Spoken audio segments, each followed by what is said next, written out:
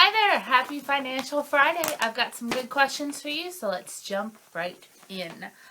All right, Malgorzata Kita asks, I've been thinking, isn't there anyone, like parents, to help you pay off your debts? I mean, even $100 or $200 per month would make a difference for you. Is there such a possibility, or are you left completely on your own? Um, I really, I really wanted to address this. Because, first of all, my debt isn't anyone's responsibility but mine. I wouldn't feel comfortable actually having someone else pay it off. I'm a grown ass woman. I'm 28 years old. And this is my debt. And yes, it would have been very, very nice if my parents had saved some sort of college fund for me, but they didn't. And that would have been a gift, a blessing, something very, very nice. But as an adult, as someone, 18 years old going to college, I don't think it's necessarily your parents' responsibility to pay for your education, for your life. Like I said, that would have been a wonderful blessing had they done that for me, but they didn't. And I was the one that chose, I was 18 years old, to go to college. I could have taken a couple of years off, done something else, but I chose to go to college. I signed the student loan paperwork, and yes, I didn't know exactly what I was doing, but it's my debt. It's no one else's responsibility but mine. And I would actually really feel uncomfortable if someone were to come in and try and offer to help me pay it off. Now, if it were a husband, then that's different, obviously. But my aunt and my uncle, it's not their responsibility. They love me and I love them, but it's not their responsibility to pay on my debt for me. It's no one's responsibility but mine. I got myself into this, and I have to get myself out of it. Now, I did want to address kind of the thought behind that someone should be there helping me. And I think we really need to remove ourselves from that mindset of that we are owed something. No one else got the college education that I was given. I mean, lots of people did, but my specific instance, no one. It was like a product, and I'm paying for it. I didn't do it in the right way, the way that I would do it now, but it's not that debt doesn't belong to anyone else. I think it's really important that we take care of our own messes. So, no, Malgorzata, I'm not going to enlist anyone, family or anyone like that, to pay $100, $200 a month, because that's no one's responsibility but mine, and I have to take care of my own mess here. So, and I'm not judging anyone who is saving for college for their kids. I plan on doing that one day if I have kids. I certainly don't want my kids ever going into debt and having to live their 20s, possibly even their 30s, having to pay back their education and not having the choices an amount of choices that they could make in life because of being shackled by that debt. But once again, that's a blessing.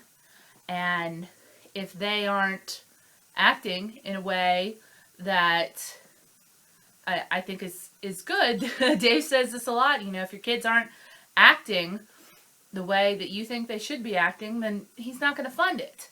And I think that's, as being closer to a teenager than a parent in my head, I see how that's harsh, but at the same time, if it's realistic expectations, I think that's an excellent way to teach your kids about responsibility and about rewarding good behavior. So I'm not going to get into that too much because I am not a parent and I obviously don't know what I'm talking about there. I can only speak from my experiences, but no, I don't think it's your responsibility to pay for your kids' college educations. I think it's wonderful if you can, but at that point they're an adult. This is something that they're going to be working with for the rest of their lives. My education is my responsibility. All right. Jen Thompson asks, this is not a financial question, but I'd like to know what a typical weekday and weekend is for you. I work as a reporter, so I usually get up around 9 a.m. and go into work. I'm able to set my own hours because I'm the editor, and also I work a lot at night. So I don't go in until about 9. Sometimes I have meetings earlier than that and I go in. I cover a lot of night meetings. I just came from an hour-and-a-half hospital commission meeting at the hospital where they talked about nothing interesting at all, nothing I can report on, and I just had to sit there and take it until 7 o'clock, and that sucked. So yeah, that's why I didn't go into work until 9:30 this morning. And then when I come home, I usually take Rory for a walk, I make myself some dinner, and I watch YouTube and sometimes film videos. On the weekend, I usually pick one day to relax, either Saturday or Sunday, and the other day I pick to do cleaning and prepping for the next week. If I do work a lot of Saturdays. This Saturday I've got a lot of things I have to work on for my job, and so I'll probably go out and work, and then I'll come home and rest for a while, you know, watch TV, play with the dog, etc. And then on Sunday I will clean my house, do my laundry, do meal planning for the week, go grocery shopping, and then meal prep all of my foods, usually take a shower, and then read some and go to bed. I do not have that exciting of a life here. So yeah, that's my work, and everything goes around my work. Alright, Bunno Bear says, I really enjoyed that video. Even though we have no debt, I still use your advice for our savings. I bought my first thing at a secondhand store today with my personal money. A cute little bowl for $1. My sister and I had so much fun. I think this might be something we can do together instead of going to the shopping center. Question. The biggest area I struggle with is meal planning. Do you keep a list of meal ideas or a recipe binder? How do you keep yourself from getting bored with meals? I keep Pinterest boards. And I have, you guys see my food planner every week, which is just an old weekly planner. And so if I need to think of an idea or ideas for meals, I'll flip through previous weeks of that and be like, oh yeah, I haven't had chicken quesadillas in a while. I should do that. Or, oh yeah, I haven't had chicken salad in a while. Blah, blah, blah. And I'll just plan my meals around that. I also have Pinterest is wonderful. That's basically what I do. And she asked if I could show you my food storage area. It's in, I'm not just going to go show you my pantry, but I have my whole house tour and my Arkansas house tour video. I will link that below, and you can see my food storage areas in there. And how do I keep myself from getting bored with meals? I just rotate. And sometimes I do get a little bored, and I tell myself that's not the end of the world. I like to try one new recipe a week that I haven't tried any before. Sometimes I end up doing it, sometimes I don't. This week it was cauliflower, like buffalo wing bite things, and I tried it, and I did not care for it, and that's fine. Or maybe that was last week. This week I was going to try the yam noodle, not noodle things with some sauce, and I haven't done that yet this week, but I probably will either tomorrow or the next day. So yeah, that can help. And then, you know, if you don't like that one meal, that's fine. You had one disappointing night, and the rest of the meals for your week are going to be things that you know that you like. So I had chicken fried rice tonight. With some vegetables. It's, you know, old standby, very quick to assemble, and I knew I would like it, and that's all I could think about in the hospital commission meeting was just go home, eat your chicken fried rice. Go home, eat the rice, because I was starving. So that's what I do. All right. Monica Late asks, what do you have as snacks? I feel like I snack way more than I probably should, but I'm genuinely hungry. I snack all the time too. If you watch my food planning videos, I always put a bunch of snacks in there. This week it was boiled eggs, string cheese, oranges. I brought apples with little Laughing Cow cheese wedges that I'd cut the apples and then just, you know, smear some cheese on. Let's see, what else do I usually have? That's it for now. Yeah, I'll have snacks like that all the time, and I don't necessarily sit down and eat one big meal. I'll just kind of snack on all of that stuff throughout the day. And if it's, you know, hummus. I do hummus and carrots and hummus and pretzels a lot. All those things are fairly cheap, fairly healthy. And yeah, I'm also a big snacker. All right. Leah Hinchell says, Budget Girl, what would you do in this situation? We are at $750 on baby step 1 as of right now. However, my husband and two teenage sons are craving some time away over Easter. I've suggested a staycation, but they want to do some things, i.e. movies or go to the local island, which would cost $60 for the ferry, and hiring a mini island car for the day for another $80. We would take our own food and drinks.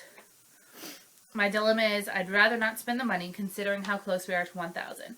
However, everyone has been so wonderful about not spending money on anything. I feel like a wonderful family outing is money well spent. Please help. Leah, I thought about this a lot.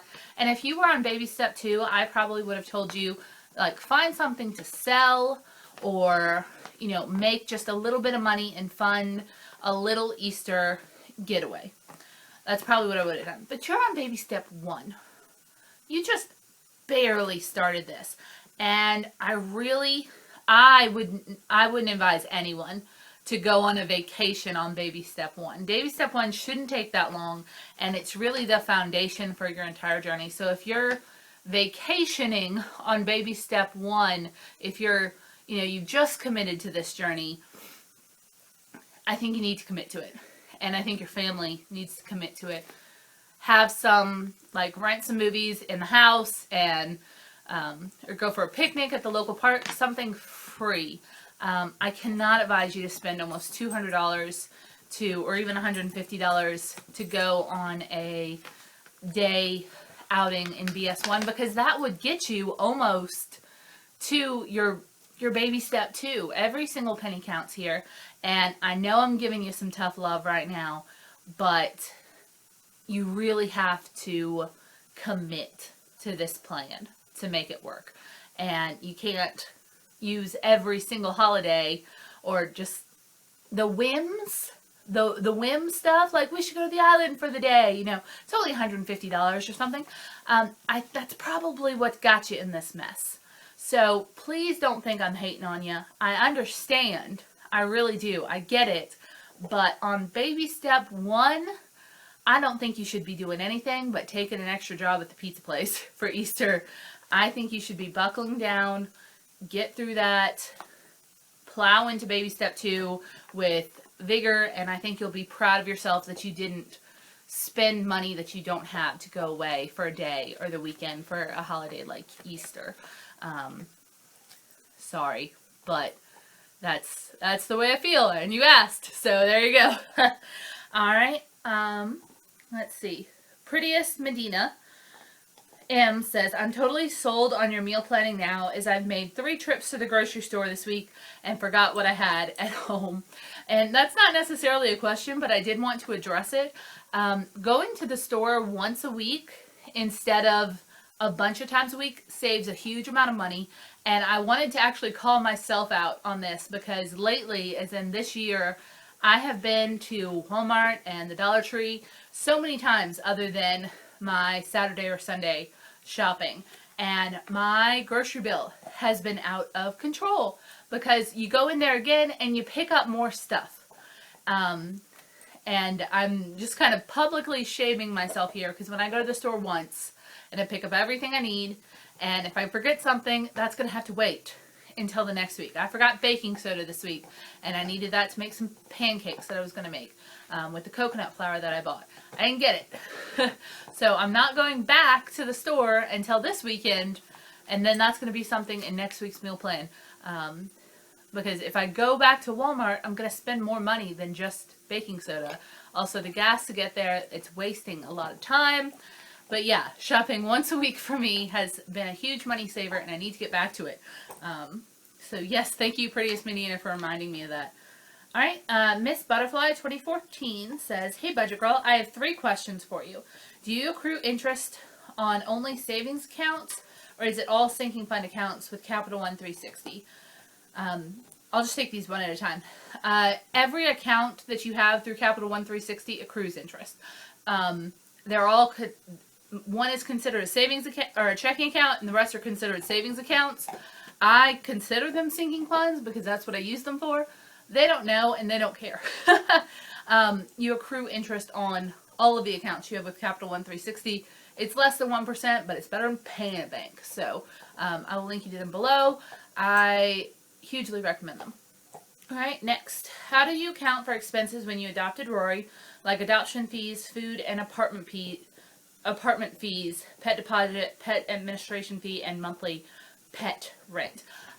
Rory, I paid for Rory's adoption fee, which was $60 with a birthday gift. I was 22. Yeah. No, I was 24. Ha! Sorry, I was 24. 5, 6, she's 4. With a birthday gift from Vince and Beth. They sent me some money and said, have fun, and I decided to adopt Rory with it. Where'd it go? There it is. Food is monthly. I have a line item for her, or a line in my budget, $10 a month. That pays for her food, dog bones, whatever. So she has a budget just like I do. Apartment fees, like a pet deposit, pet administration fee, and monthly pet rent. I've never lived somewhere that had pet rent, though if I did, I would just consider that part of my rent. If it's $350 a month and the pet fee is $15 a month, I'm just going to pretend that my rent is $365 a month, because it is. I mean, it's just what it is. The pet deposit and pet administration fees, I have had to pay things like that before. At my last apartment, there was a $300 non-refundable pet deposit, and I think there was one other pet fee that was refundable, and I consider that part of moving expenses. So I usually have a $2 to $3 grand moving fund in my account somewhere, because I move every couple of years, and I consider that part of the expenses of moving. So that's how I pay for those, and any refunds I get from apartment security deposits, anything like that, just go back into that whenever I move again and get security deposits back. But her non-refundable pet deposit was $300, so I guess that was $150 of pet rent a year. For when I was down in Hammond. It's just, one of the expenses of having a pet. And last question, how are you able to move on from past bad money decisions and regrets? I beat myself up quite thoroughly over those usually, actually. And then I just decide to do better. I hope that I don't try to reason them away. If I make a bad money decision, then I did it, and I learn from it. I try to figure out how I'm going to not make that same mistake in the future. And if I do it again, then I obviously haven't learned anything. But, you can't, with anything in life, you can't just constantly beat yourself up over it, though I try. You have to be able to forgive yourself and move on and just say, all right, well, I'm going to try to do better. So try to think of it that way, that it's a learning experience that hopefully you learn from, and then you'll do better in the future, which I bet you will. Alright. Zolu says, I would like some advice. I want to start an emergency fund as I currently have no savings, even though I'm debt-free. I owe my sister £1,000 for a plane ticket she bought me a few years ago, and I always promise to pay back. Yet I want to save a minimum of £500 to £1,000 emergency money. Do I save that first and then see if I can save some money towards what I owe my sister, or pay my sister off first? I would say you should save your emergency money first. And I'm saying that because that's what Dave Ramsey teaches, is that you should have a $500 to $1,000 emergency fund in place just in case life happens. Now, if you had one of these in place when you had to buy that plane ticket, and I'm assuming it's a real emergency, maybe a death of a family member or something like that, then you would have had that and you wouldn't have had to borrow money. So in the case of preventing having to borrow money in the future, I would suggest that you go ahead and save that $500 to £1,000, depending on your life situation, how much money you would reasonably need in case of an emergency. Save that and then tackle the debt to your sister. And don't try to pay it off. Pay it off. If you can put 500 to 1,000 pounds away in savings, then you can, after that's saved, you have extra money that you were using for that. Use that to pay off your sister, and thank your sister, because that might have hurt her a little bit. And if it's been a while since you borrowed that money, then I'm sure she will be very happy to get it back. And that might do a little bit of help to your relationship too. Money lending between family members almost never helps a relationship. So thank you very much for asking, and that is what I would do. All right, very last question. Leslie Paparocki says, hey BG, question for you. I don't, and God willing won't, have kids to start college funds for, and don't plan to purchase a home in the foreseeable future, at least 7 to 10 years. I'm going to be done with BS2 by December of this year, and hopefully we'll be done with BS3 by the end of 2017. That's fantastic. Congratulations. What is the protocol for people who don't need to worry about steps 5 and or 6? Increase investment in BS4, skip straight to 7, or something else? Thanks. All right, well, if you know the baby steps, you know that baby step 1 is saving $1,000 of emergency money. Baby step 2 is paying off your debts, smallest to largest. Baby step 3 is saving 3 to 6 months worth of expenses. Baby step 4 is putting 15% of your income into retirement savings. 5 is building college funds for your children. 6 is paying off your home early. And 7 is to build wealth and give. And congratulations, if you don't have to build a college fund or pay off your house, you're in baby step 7. Congratulations. And baby step 7, since you don't have a house that you're paying on, 7 is where you can save money for that future house of yours 7 to 10 years down the road. So yeah, you just get to skip them. There's no use in saving for kids' college if you know you're not going to have kids. And if you don't have a house to pay off, well, then you don't have to pay off a house.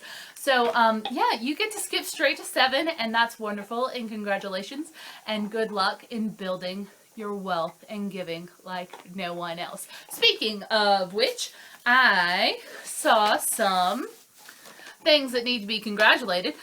Congratulations to Maureen Carney for paying off another debt. She left a comment on somewhere on my channel saying that she paid another sucker off, and I'm very happy for you for that.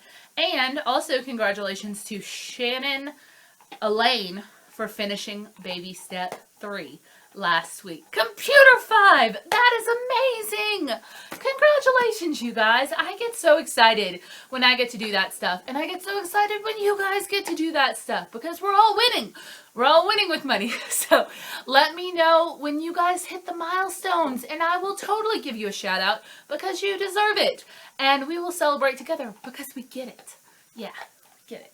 So, alright, I still have questions that I didn't get to this week, and I will get to them next week. Leave your questions down below. I promise I eventually get to all of them, and there's usually not more than like a 2-week lag time. So, I will see you all soon. Have a wonderful weekend.